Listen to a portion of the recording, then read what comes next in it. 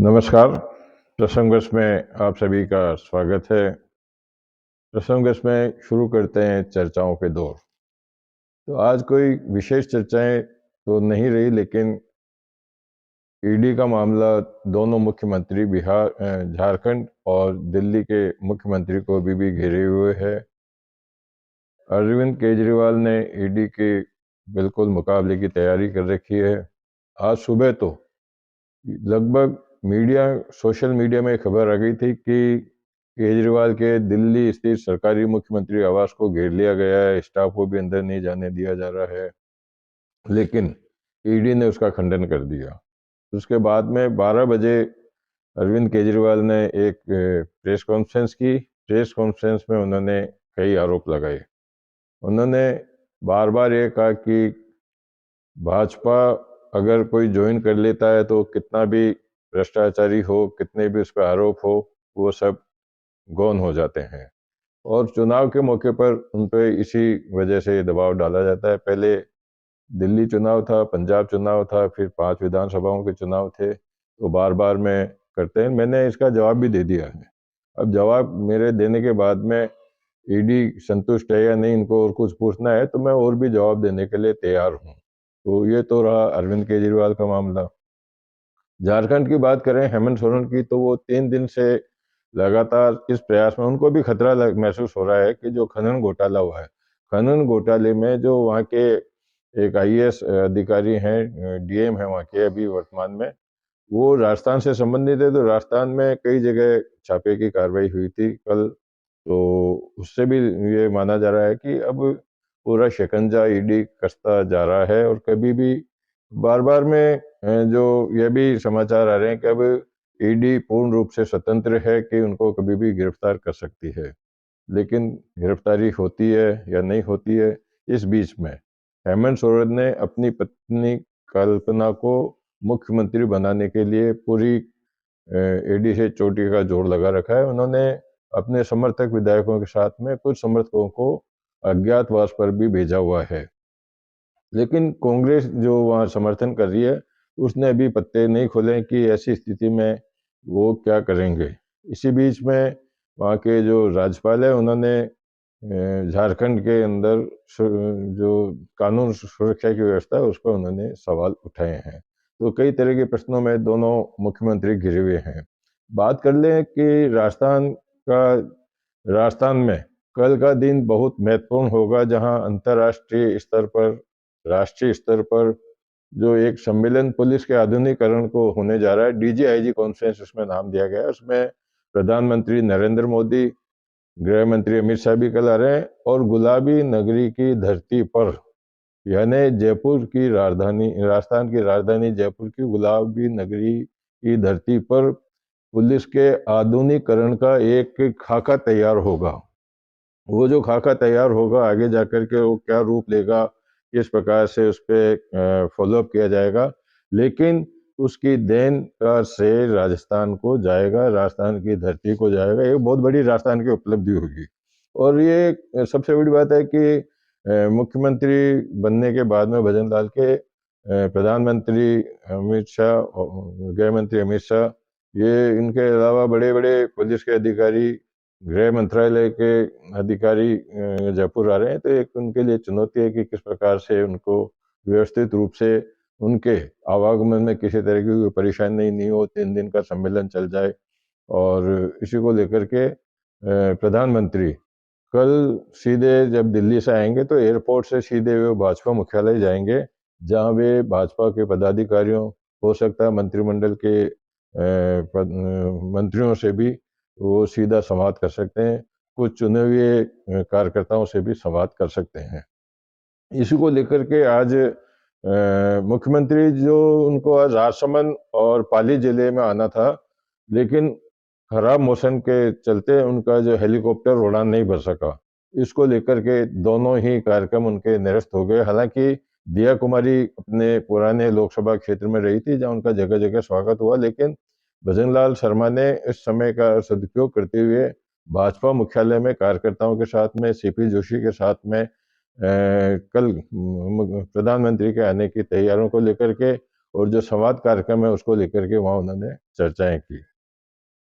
इसी तरह से कांग्रेस में भी अब नित प्रतिनित जो है लोकसभा को लेकर के कुछ न कुछ किया जा रहा है। आज अभी जब मैं आपसे बात कर रहा हूं तो कांग्रेस अलायंस कमेटी की एक महत्वपूर्ण बैठक दिल्ली में राष्ट्रीय अध्यक्ष कांग्रेस के जो है मल्लिकार्जुन खड़गे उनके आवास पर चल रही है। जो अलायंस कमेटी की बैठक में समझा जाता है कि जो राहुल गांधी की भारत जोड़ो यात्रा, जिसको बाद में न्याय यात्रा दिया गया, और आज उसको राहुल गांधी की भारत जोड़ो न्याय यात्रा करके कर दिया, उसके संबंध में कुछ निर्णय हो सकता है। तो ये देखने वाली बात होगी कि क्या कुछ निकल के आता है। फिलहाल बैठक चल रही है। बात करते हैं उदयपुर के एक बड़े होटल समूह की। कहते हैं होटल समूह में आईटी की इनकम टैक्स की बड़ी कार्रवाई चल रही है, छापेमारी, जो पूरे देश भर में लगभग 34 जगह पर ये कार्रवाई चल रही है, जिसमें 4 करोड़ 50 लाख रुपए की नकदी के साथ में कई जेवरात वगैरह बरामद हुए हैं। 20 लोकर्स की चाबी भी बरामद हुई है। इसके साथ में जो इस समूह से जुड़े हुए हैं, जो इवेंट मैनेजर्स हैं, टेंट वाले हैं, कैटरिंग वाले हैं और जो लाइट वाले हैं, इनके यहाँ भी जानकारी चाहिए जा रही है। इसके मामले में कुछ दस्तावेज भी मिले हैं। तो ये बात हो गई इनकी।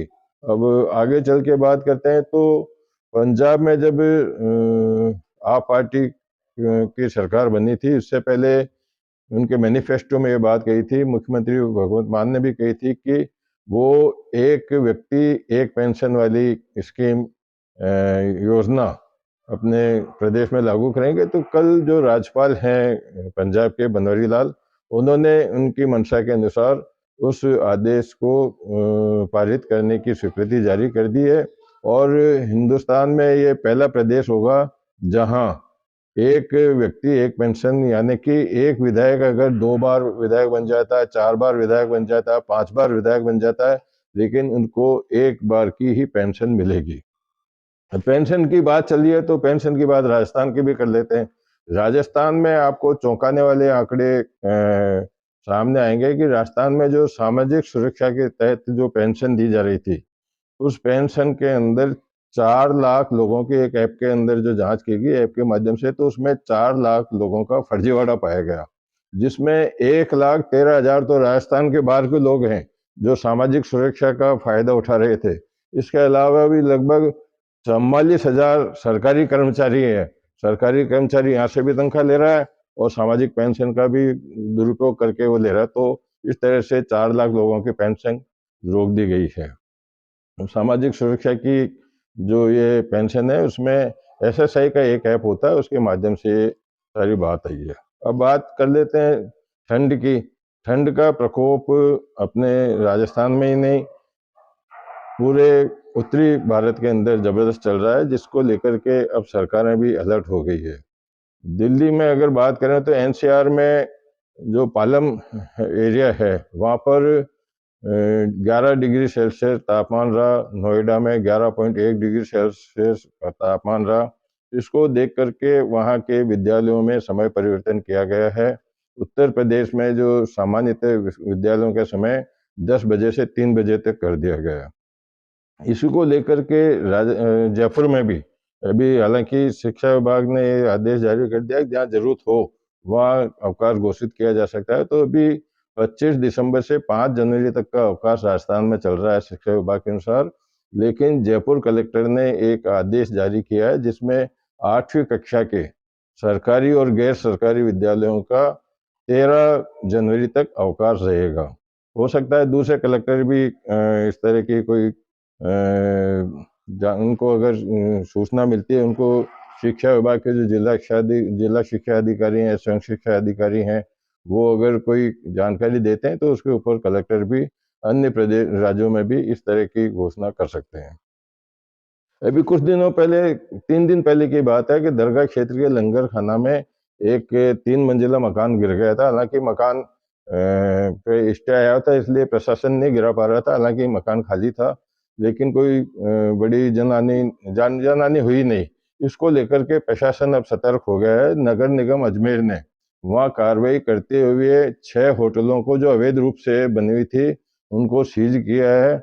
और लगभग 1.5 दर्जन ऐसी होटलें हैं जिनका काम चल रहा था, तो उनका निर्माण कार्य वहाँ पर रुकवा दिया गया है। तो ये भी एक प्रशासन का एक अच्छा कदम है, जिसको लेकर के सतर्कता बरती जा रही है। और बात कर लेते हैं कि कोटा, अब हीरालाल नागर जो भी मंत्री बने हैं, तो वो आज 2 दिन से कोटा जिले के दौरे पे ही थे। तो आज जब सांगोद में एक स्वागत कार्यक्रम में थे, तो अचानक उनका मंच नीचे गिर गया और मंच टूटने के बाद में वो खुद भी मंच से नीचे गिर गए। गनीमत रही कि उनको कोई लगी नहीं, हीरालाल नागर सुरक्षित हैं। लेकिन अब जब जोश है लोगों में, लेकिन जो आयोजक हैं उनको चाहिए कि क्षमता के अनुसार लोगों को मंच के ऊपर लाने की कोशिश करें, कभी बड़ा आसान हो जाए इस तरह का प्रयास उनको करना चाहिए। तो ये सारी बातें हैं। अब कुल मिलाकर के ये है कि कल देखने वाली बात होगी कि प्रधानमंत्री नरेंद्र मोदी और गृह मंत्री अमित शाह, देश भर के डीजी, आईजी, पुलिस के बड़े अधिकारी, गृह मंत्रालय के बड़े अधिकारी आते हैं। तो क्या कुछ शुरुआती तौर पर तो कुछ निर्णय नहीं होगा, निर्णय तो 3 दिन बाद में लिया जाएगा, लेकिन क्या कुछ राजस्थान के लिए एक नई उपलब्धि होगी जो पूरे हिंदुस्तान में एक पुलिस के आधुनिकीकरण का ढांचा खाका तैयार करेगी। इन्हीं सब बातों के मैं एक बात और बता देना चाहता हूँ कि अगर जो लोग इंदौर गए हैं उनको मालूम होगा कि वहाँ इंदौर में रंजीत मंदिर है, काफी बहुत बड़ा मंदिर है। हालांकि उसने गवर्नमेंट ने उसको अपने उसमें मैनेजमेंट में लिया हुआ है, लेकिन वहाँ हजारों की संख्या में रोज श्रद्धालु पहुंचते हैं। और वहाँ प्रभात फेरी का भी सिस्टम है। प्रभात फेरी भी कई मौकों पर निकलती, तो आज भी प्रभात फेरी निकली थी जहाँ लगभग 2 से 3 लाख लोग थे उस प्रभात फेरी में। उसका वीडियो भी दिखाऊंगा आपको। लेकिन अचानक वहां एक जो प्रभात फेरी में युवक था, उस पे चाकू घोंप दिया गया जिससे उसकी मृत्यु हो गई। तो उसको लेकर के जो श्रद्धालुओं में बड़ा रोष था। वहाँ जो कमिश्नर है, पुलिस कमिश्नर इंदौर के, उनके यहाँ पर प्रदर्शन किया, घेराव किया तथा रोष दर्शाया कि जब इतनी बड़ी व्यवस्था थी तो पुलिस की माकूल व्यवस्था क्यों नहीं थी। तो ये सारी चीजें हैं। इसी को लेकर के आज के प्रसंग को हम विराम देते हैं। कल फिर नई चर्चाओं के साथ में आपके सामने रहूंगा। नमस्कार।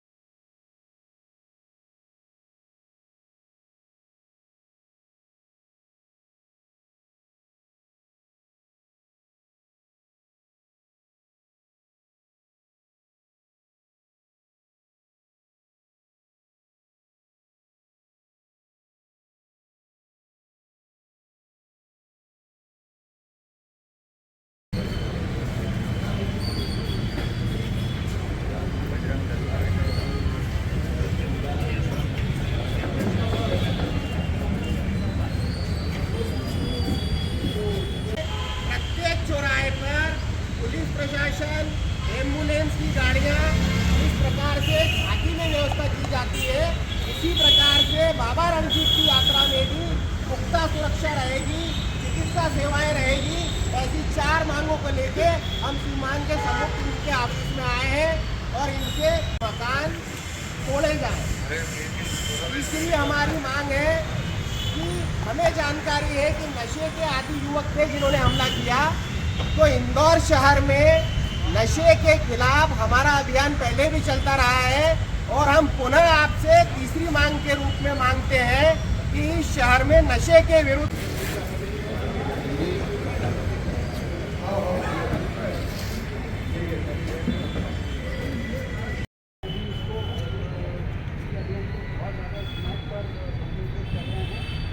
अब हम इसको गांधी को ही शिफ्ट करेंगे।